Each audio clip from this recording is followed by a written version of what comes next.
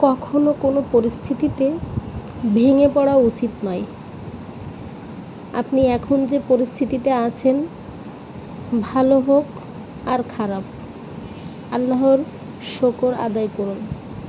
মনে রাখবেন, যা হয়েছে তা আল্লাহর ইচ্ছায় হয়েছে। হয়তো আপনার ভুলের সাজা বা ঈমানের পরীক্ষা। আল্লাহ আপনাকে সবর দিবেন ও গুনাহমুক্ত করবেন। আপনার শুধু দরকার ওনার উপর তাওয়াক্কুল করা আর সবর করা। যা হচ্ছে আপনার জন্য উত্তম হচ্ছে, সামনে যা হবে আরও উত্তম হবে, কারণ আল্লাহ উত্তম পরিকল্পনাকারী। শুধু ব্যাপার হচ্ছে সময়ের।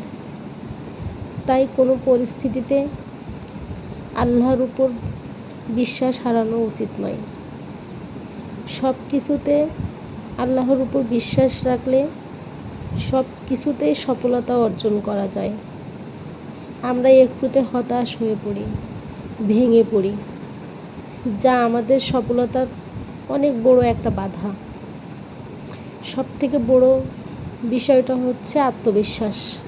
আত্মবিশ্বাস না থাকলে কখনো কোথাও কোনোভাবেই সফলতা অর্জন করা যায় না। তাই কোনো কিছুতে হতাশ না হয়ে, ভেঙে না পড়ে সবর করুন, আল্লাহর তাওয়াক্কুল করুন। ধন্যবাদ।